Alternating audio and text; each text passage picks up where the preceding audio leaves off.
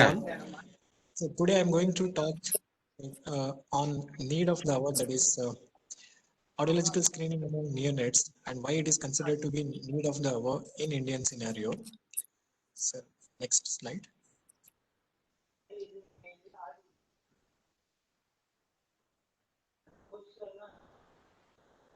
Considering the prevalence rates of hearing loss in India, so there are around 2 to 3 per 1,000 live births among well baby nursery population.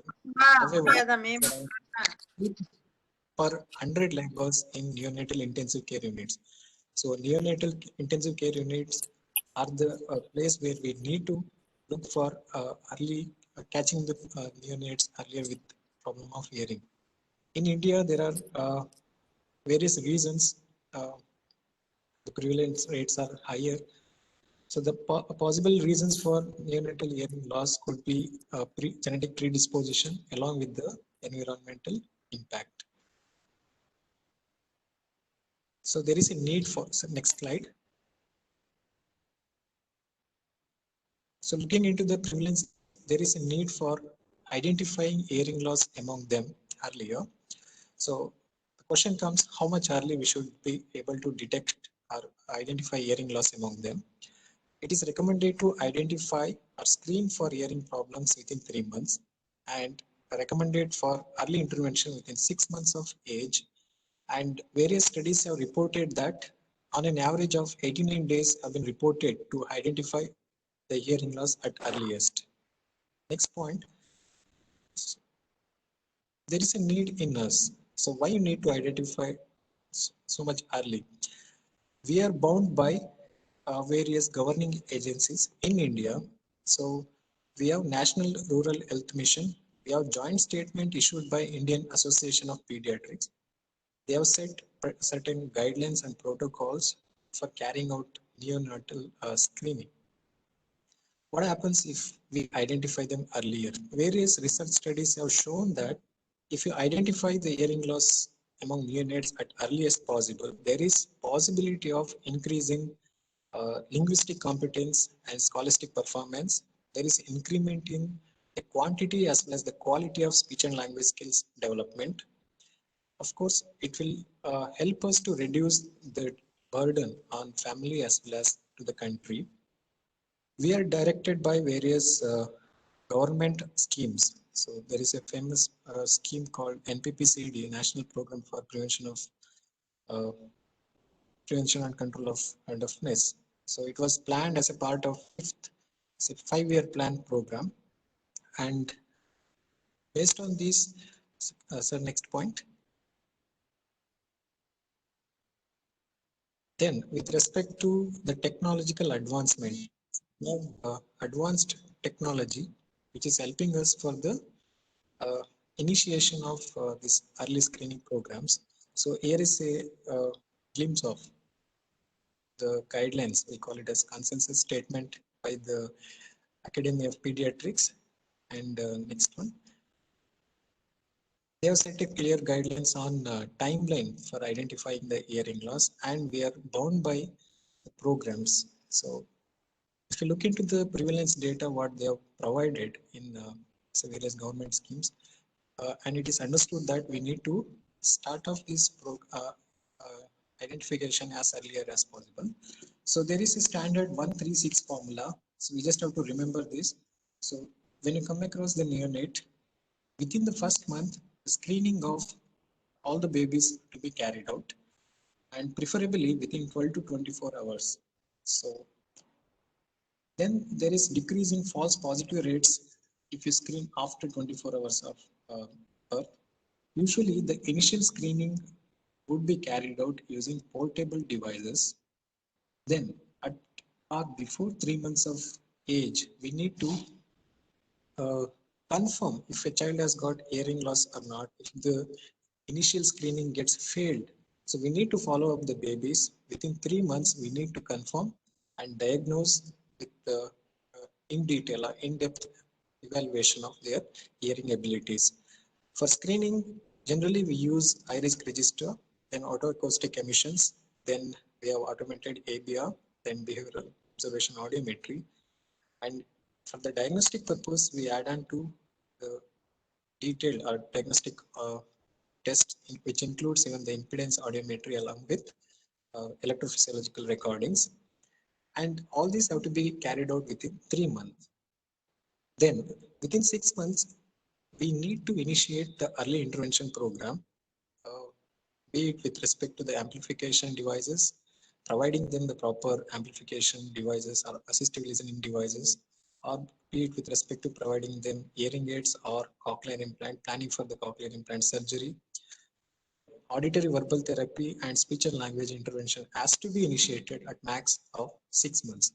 Generally, the notion of, say, most of the practitioners is to wait for the development of speech and language.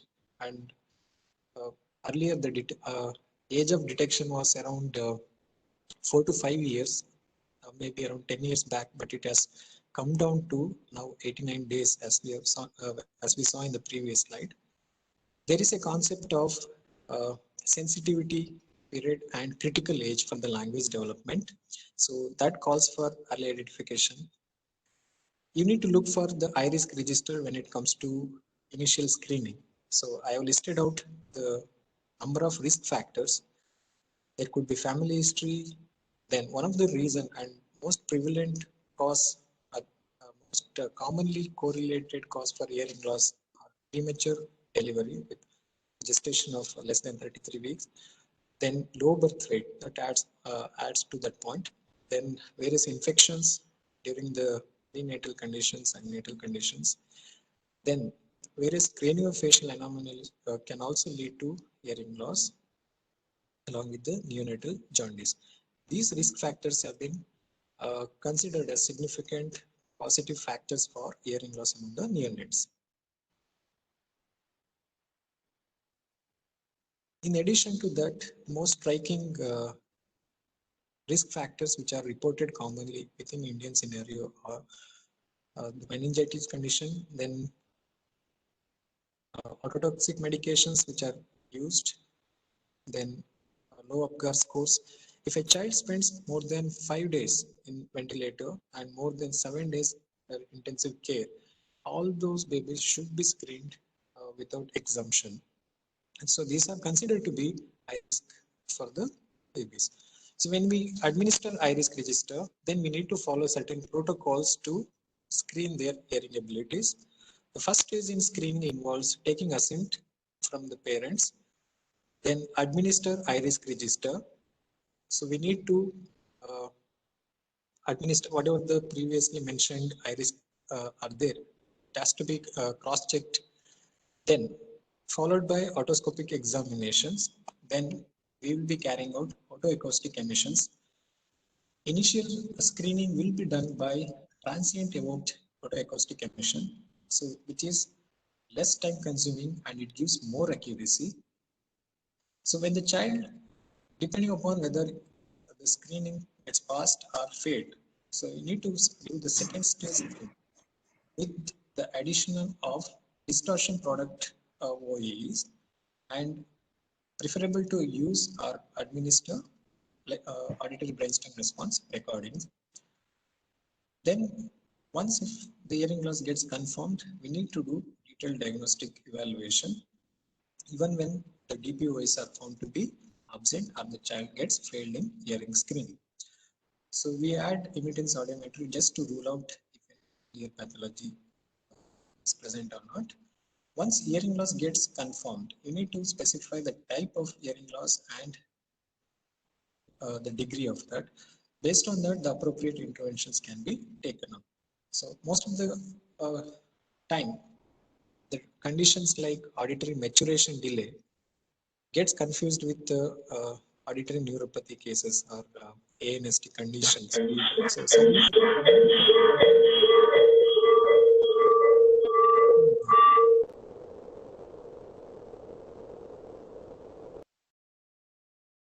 time of 6 months. So then we need to initiate early intervention with auditory verbal therapy, speech and language therapy. So auditory verbal therapy is a systematic intervention for, and it's really different from the regular auditory training. When it comes to instrumental evaluation, we mainly depend on autoacoustic emissions, and we carry out electrophysiological response testing using AABR and ABR. It's also called as DERA. In a medical setup, we need to have a particular designed soundproof room according to ANSI standards. So initially, when babies are brought from the pediatric ward, so there will be ENT review. So general examination of ear, nose, throat would be done, followed by the otoscopic examination. So otoscopic examination gives us the information regarding the presence of amniotic fluid or not. So most of the time in our hospital setup, when we follow, we have found that presence of amniotic fluid within 1 day. So usually we recommend for neonatal screening on the second day, preferably on the second day of birth. Then after the otoscopic examination, we would be carrying out, so next slide. So these are to illustrate what we examine actually. So the condition of middle ear would be evaluated using impedance audiometer, uh, the impedance audiometry. The functioning of inner ear, like would be evaluated with respect to outer ear cells functioning using a picture of patient preparation, that is baby preparation for the acoustic emission test. Once the ENT review is cleared, so we use particular size tip the probe for the screening purpose, and the picture you can see the neuro or software and the hardware presentation used for hearing screening. Preferably, we use TUOA conditions. So transient evoked OAEs are elicited using click stimuli of multi-frequency. So a signal with multi-frequency component would be, and based on that, the basilar movement, contraction and elongation of these outer ear cells produces noises. Those noises are picked up and represented. So here is a diagram, representation of a software screenshot on TUOE. You can see here uh, the signal comprises up to 5 kilohertz, and in this condition it has come as a refer. You can clearly see over there. So the time it takes for carrying out TUOE testing is less than a 2 minute of time.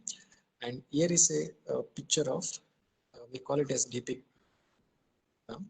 So distortion product can OAEs are depicted here across the frequency and with their intensity level. We call it as signal to noise ratios. For all the screening purpose, we keep 3 dB, and some people follow 6 dB as a reference for screening out whether the signal to noise ratio is 3 dB below or above 3 dB. Children who have got OAEs within 3 dB are considered to fail in the screening, and if the signal to noise ratio is above 6 dB, they are considered to pass the screening examination. So next slide. So you can see here the differences for left ear and right ear. You can see the signal intensity, the intensity with which we provide the stimulus. So that was the video, like screen recorded video of how exactly we carry out using the Neuro Audio Soft. Both the OEs, TOEs and DPOEs were planned. Since due to the technical issues and lack of time, we are skipping that. So once the child gets OE testing done, we will be doing ABR. So here is a representation of screenshot of the ABR recording. You can see it for right ear and left ear. Mainly, we use different protocols for screening purpose, and we use different protocol for adults and pediatric population. The parameters that we look for are when you get any report of ABR, you need to look for the latencies, we call it as latency. We give the stimulus, we record the response of particular timeline. So from the auditory nerve pathways, we need to measure or we need to look for the latencies. So reading the ABR report, mainly with respect to the amplitude and the latency. Sometimes in case of differential diagnosis, we look for interaural or between the 2 years, what is the latency differences between first, third and fifth peak. So predominantly up to the age of 6 months, up to the age of 18 months, these ABR peaks would be seen, like the maturation is correlated with the appearance of these ABR waveforms. So all the peaks would be prominent by the age of 18 months, and you need to look for the presence of fifth peak, which is around 5 6 milliseconds, followed by the stimulus. So here in this condition, in the right ear, you can see the absence of ABR at 70 dB. So interpretation would be done with respect to the latencies and amplitudes. Clinic would be made and it would be given in the end note of the report. So you need to look for the reading patterns, like whether first, third peak and fifth peak were present, if they were present at what level of sound it present. So that was about the instrumentation part. In particular, among this neonatal hearing screening, the preterm delivery, preterm birth has got significance research being done, considering the significance of that. So it is a comorbid condition. In addition to preterm birth, if any other conditions are added, the risk of developing hearing loss increases. He said that the hearing loss prevalence is inversely proportional to the maturity of the infant.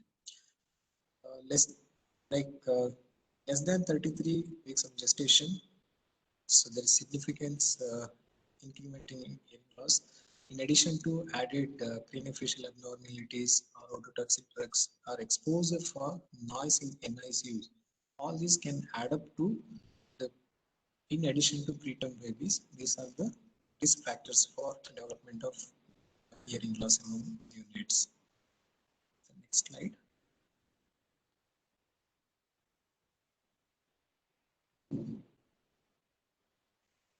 So neonatal jaundice also forms a significant positive factor. A lot of studies have been taken up in that. Hypoxia with that. So in view of this article from PLOS, so they had studied the preterm babies. Larger samples were considered in Poland, and they identified the prevalent rates were higher as the gestation period was lesser. So you can see here a gestation period of 28 weeks. The preterm babies, they had higher risk along with the risk factor of low birth weight and presence of mechanical ventilation, babies in ICU for more than 7 days, all these added factors. So you can see as the delivery happens at particular gestation time, the prevalence rates of hearing loss also decreases. So earlier the delivery, that is more the premature, higher is the risk. That's what this article is about. And they have cross-checked, they have done odds ratio for the prevalent conditions across the risk factors along with the preterm babies. So I was particularly interested in preterm effect of preterm delivery or the prevalence of hearing loss among preterms because currently research has been taken up in our medical college. So we are looking for the largest samples and carrying out the data and then research study on that. So these are the comorbid conditions in the left column and associated with the preterm. Next slides.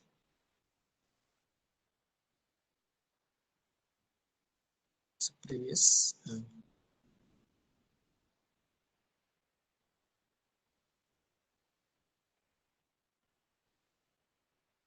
So way back in 2010, we had carried out a study, similar study in Guwahati Medical College as part of internship. So we had around 358 babies. Yeah. So we had carried out distortion product OAEs, and why I highlighted here is the condition among all the 7 states over there, Goti Medical College has been considered as uh, uh, mainly the facilitator for all these services. So though we could screen 398 babies, the follow-up rates were lesser. So published that study what we had set what are the protocol that we can adopt for medical college setup. Next slide, sir.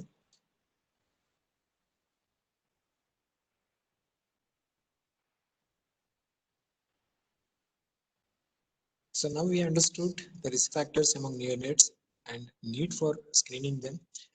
We understood the protocol which we need to modify for this COVID condition also. So in our medical college, we have not stopped screening the babies with this COVID. We have modified our procedures, the standard operating protocols, and we are carrying out on regular basis. When it comes to implementation of universal newborn hearing screening program in India, there are certain roadblocks for that.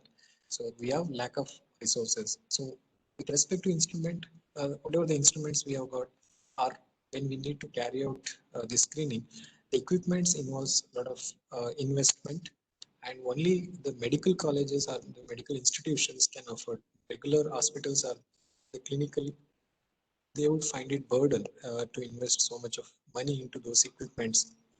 Then uh, currently at district level, they have made hearing screening programs. However, we need to reach out to the primary health centers level.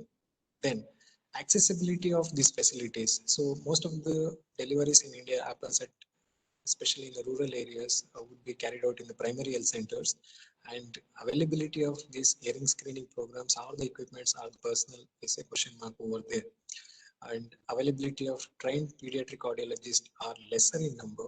So as we have less than 5,000 of registered regist, registration bodies, then audiologists who are trained at NICU, they need specific training for pediatric population also. That is another availability of manpower in is another roadblock. Then with respect to knowledge, the awareness among the medical, non-medical professionals to refer these neonates with the high-risk babies for hearing screening is lacking. So somewhere we need to educate, we need to reach out to the say non-medicals who are involved in screening of these babies. Then with respect to our clinical practices, even with availability of all these, somewhere we lack evidence-based practices. We need a lot of research to be taken up. We need a lot of established protocols to be taken up within Indian scenario.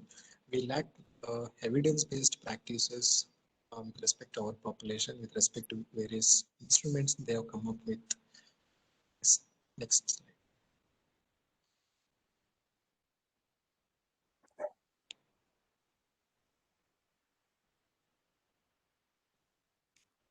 So with that, just let me overview few technical terms or keywords that we saw in the presentation. Initial screening of newborn has to be taken up within 12 to 24 hours. And if it is delayed, false positive rates can be reduced and preferable to do within 1 day.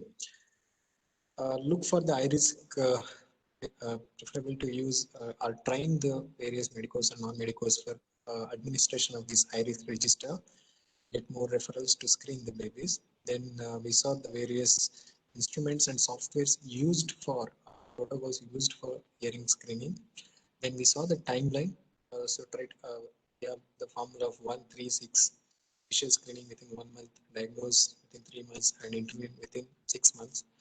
Then monitor the developmental milestones. Then, of course, adequate speech and language stimulation has to be given for the overall development of language and speech and language. Next slides.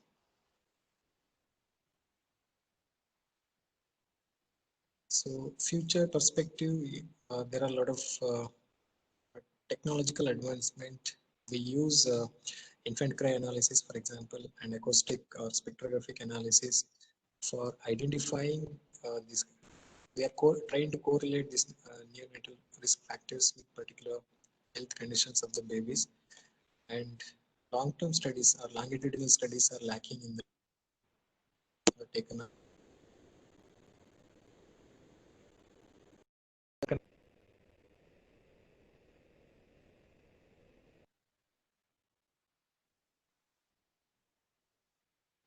Government has taken up a lot of schemes to implement that. Research at government level regarding the implementation or efficacy of implemented schemes have to be taken up, has been done. So with that, I conclude my topic.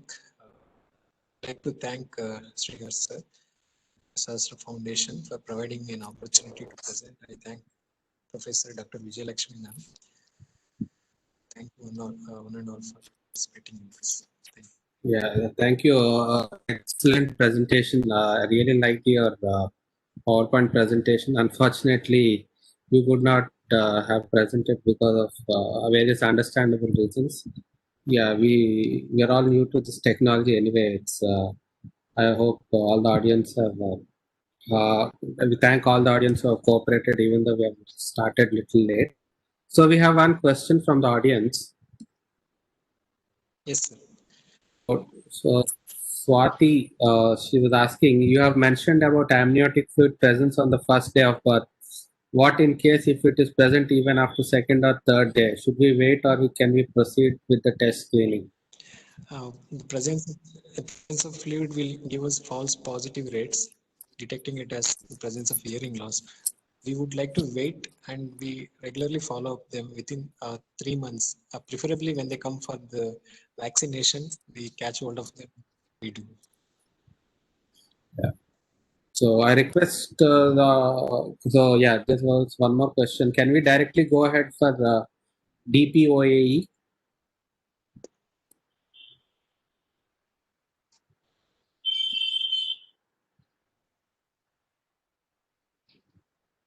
Hello? Can you hear me?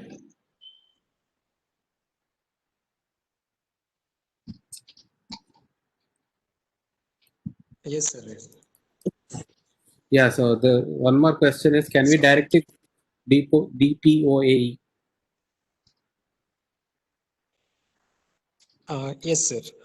The preferred one among TOE, whether we have to use transient or distortion product. So distortion product always carries knowledge. It is more accurate. And the only demerit is it takes longer time with the method what it assesses, what it captures the outer ear cell functioning. Whereas TOEs are shorter in duration and it gives you more, it is more of sensitivity, whereas DPOEs are more of specific information will be obtained. Preferable to use TOEs for the screening purpose to confirm if it is really passed or failed. We go for DPOEs. Only with respect to was the actually time asked by which we have got Tejas. to screen many babies in a hospital setup, we prefer TOEs. It has got So I good hope, sensitivity also. So yeah, so actually the same question was already been asked by Tejaswini. So I hope you have answered that question. So Dr. Nayana is asking, what is the bilirubin level above which we should take consideration of children as being under high risk?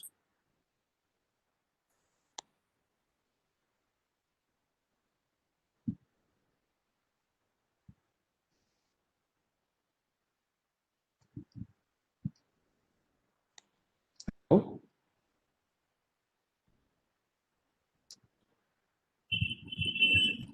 yes, sir. Yes. so yeah, this one next question is, what level of bilirubin point for okay, considering as a high risk case?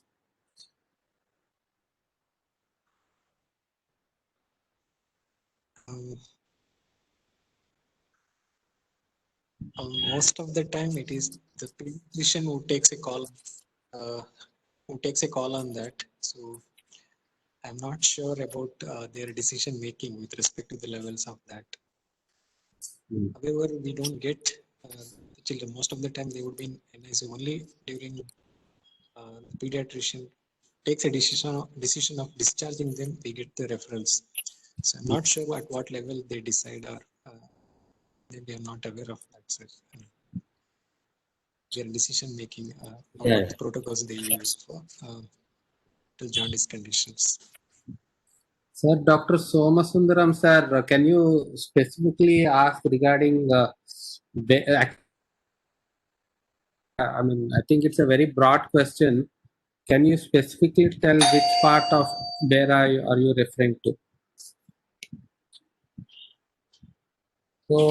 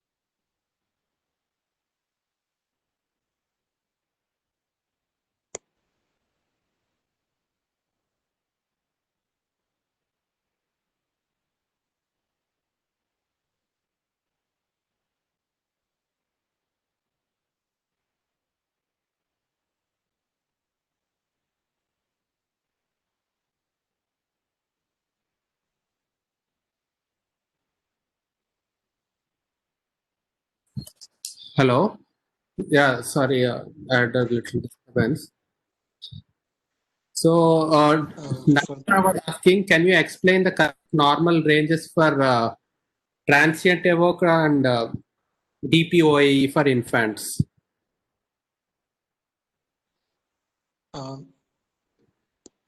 we look for the signal to noise ratio in the protocol. When we set for carrying out this TOE or DPOE, we set the picked up signal to noise at different levels. So the preferred one is around 6 dB. So if in the screening, if the child gets the signal to noise ratios of more than 6 dB, we consider them as they have passed in the screening of hearing. There was another question with respect to the ABR, even with the findings of OAE. Yeah, OAEs have to be repeated. Most of the time, what happens when the babies are brought to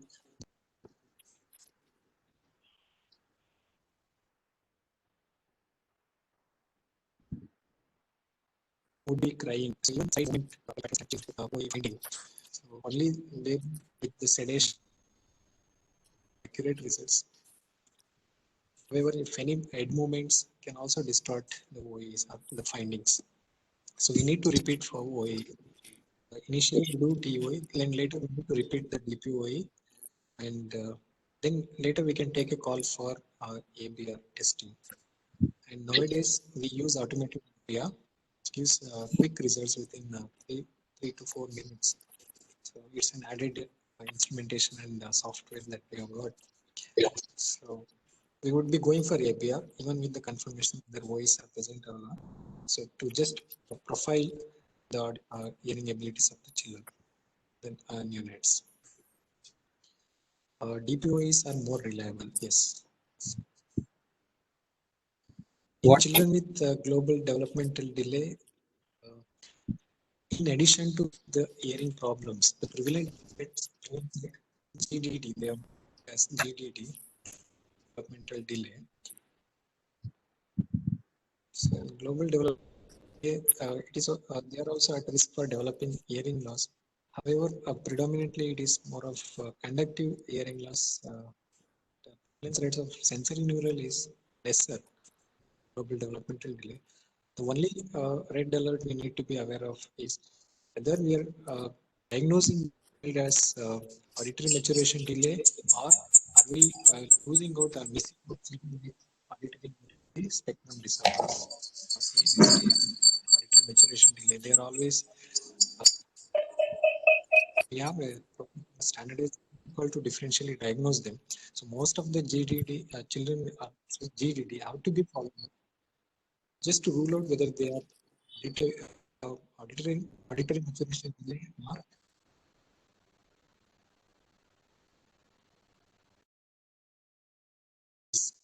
UNST. BOA, yes, considered to be the golden standard, like most reliable. However, it has to be. There is no one test, test fits for all. Like that. So all these tests, BOA, ABR, OA, those tests have to be looked into along with the clinical signs and symptoms. The interpretation has to follow a battery test battery approach rather than single test.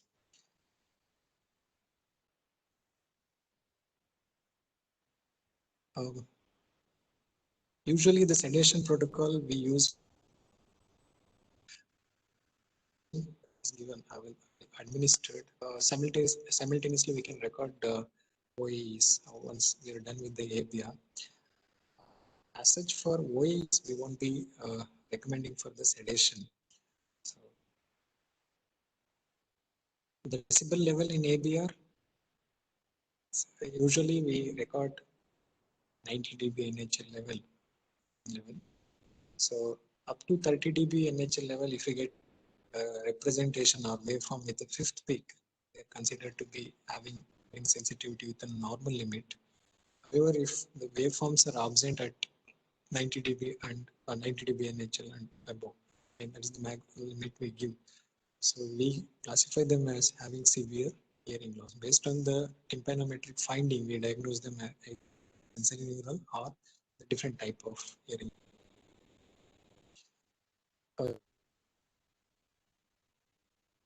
Are considered as in, with respect to ruling out aspects in them. So the cases will have pathological reflexes.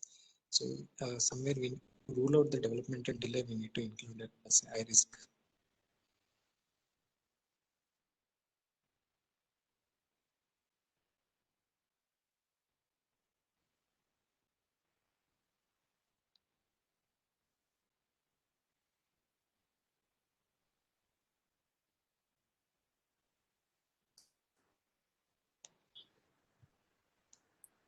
So, if baby has bacterial meningitis and has severe hearing loss, should we go for cochlear implantation?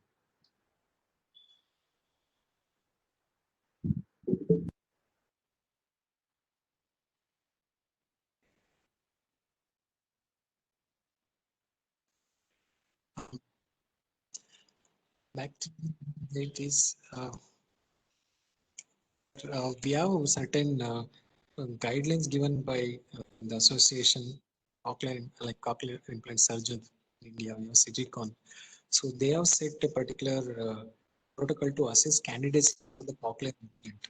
So we need to rule out one of the risk factor for under indication for implant is the bacterial meningitis or meningitis conditions. Encephalitis conditions are ruled out. And so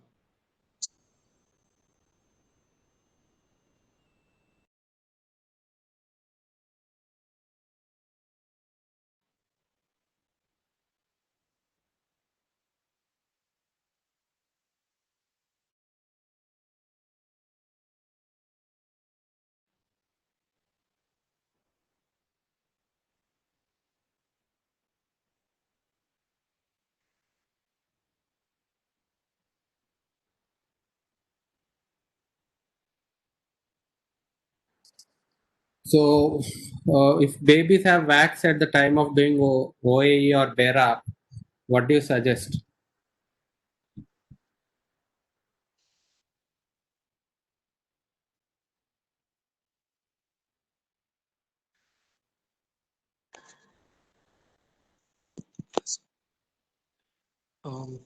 we need to obtain clearance only with then we can go ahead for the screening. So presence of earwax can give us false positive response. I mean false positive findings. So we would be recommending them for clearance from the ENTs. Then we would be taking it for the screening purpose. type segment. Preferably we will be obtaining clearance, then only we'll be proceeding. So, case would be absent in them. Presence of earwax can lead to around 20-30 dB of hearing loss, and predominantly it's of conductive type. So most of these devices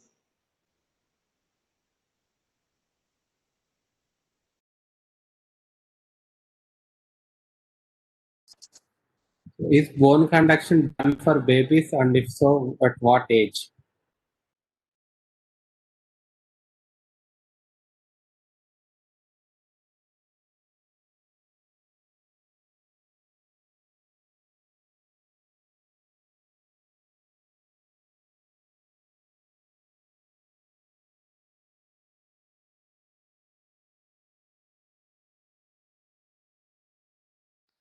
Hello, sir, can you hear me?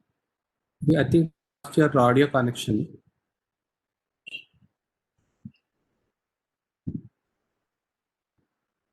Hello?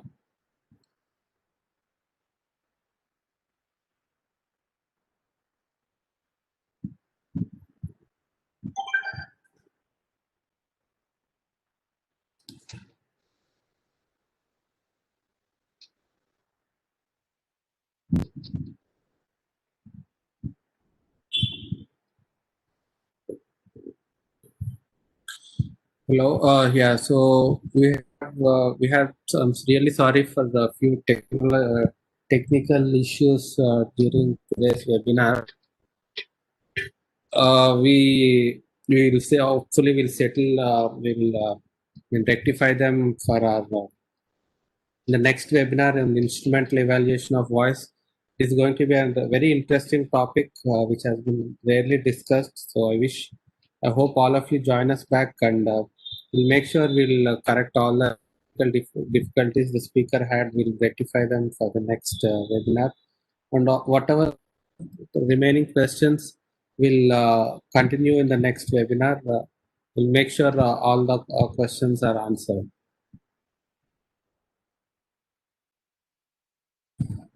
Yeah, thank you, thank you. So I would like to conclude. Sir, are you back? yes, sir, yes, sir. Yeah, yes. So, There were some technical issues. yeah. So we'll continue with the Q&A session. So Vaishali was asking, if the bone conduction doesn't fit on the mandible, what do you suggest? Connection with respect to is it regarding the transducer which we place for hearing screening, sir? Not sure. Yeah, bone conduction. Yeah, sorry, she was referring to mastoids. Yeah. Vaishali, can you just unmute yourself and directly ask a question?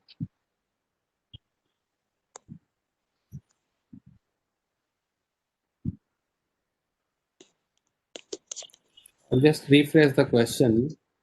So if bone conduction device doesn't sit on the mastoid bone, what do you suggest? And moreover, the head is delicate at the time of birth. When do you suggest the bone conduction test, and what is the protocol for babies with NO? No, she has. Yes.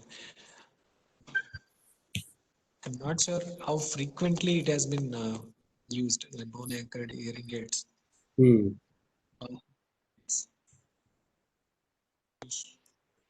Sure about, maybe I'm not expert in that to comment here. Bone anchored.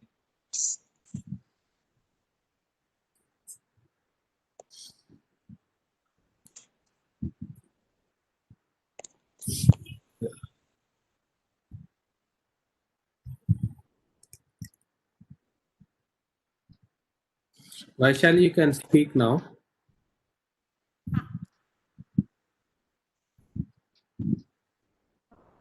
Hello. Hello, sir. Can you hear me? Yeah. Yeah. Hello, sir. Sir, suppose if get a baby with no ear, no middle ear, no outer ear, what do you suggest for that baby? So what is the protocol that you see for them? Usually we use the assessment. We have a transducer separately to assess the bone conduction pathways. Okay.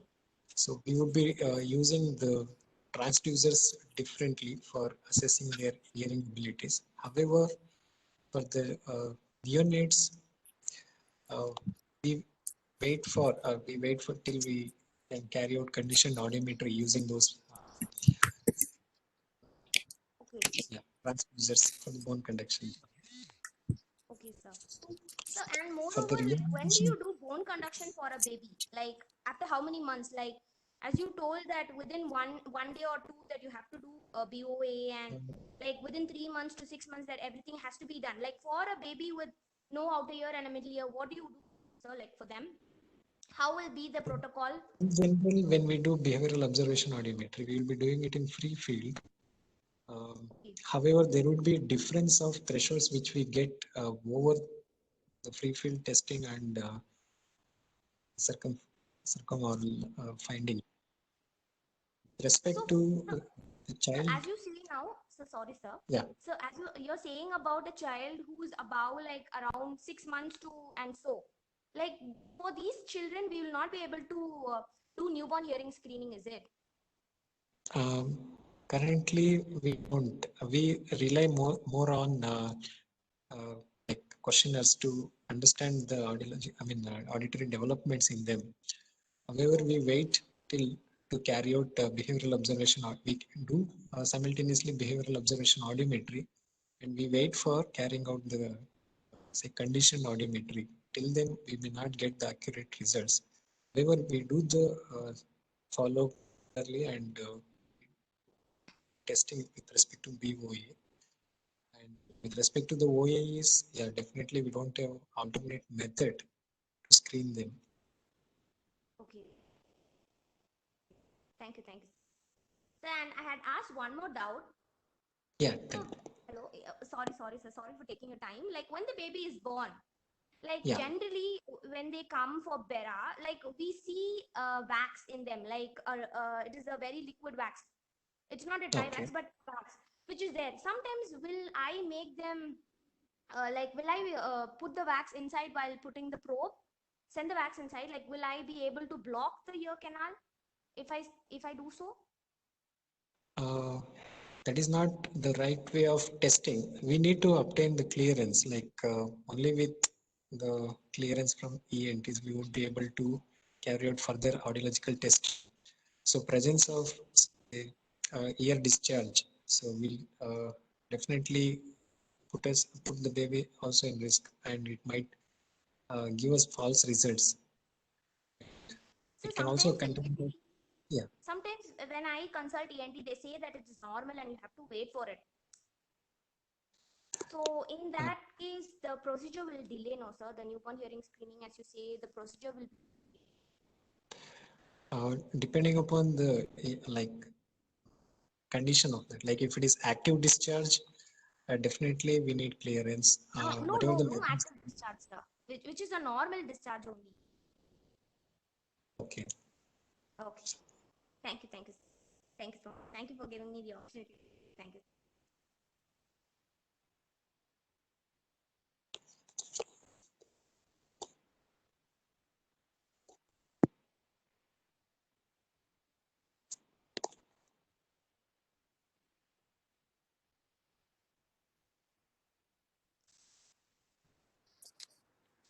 There's one more question. Can we do Yes, bone action Bera for anosia or microtia? yes, sir. ABR findings using the bone conduction method gives us good, reliable results. However, it has to be correlated with, it has to be cross-checked with the behavioral measures. So, like behavioral measure, condition audiometry and behavioral observation audiometry, it has to be correlated with BC-ABR. Um, only on BC-ABR we may not be able to rely for the diagnosis, accurate diagnosis. So if the audience have any questions, we can clear them now before we close the session.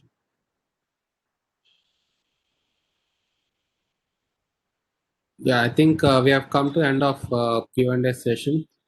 Sir, it was really a great presentation. We have a webinar again on next week on October 31st. The topic would be instrumental evaluation of voice.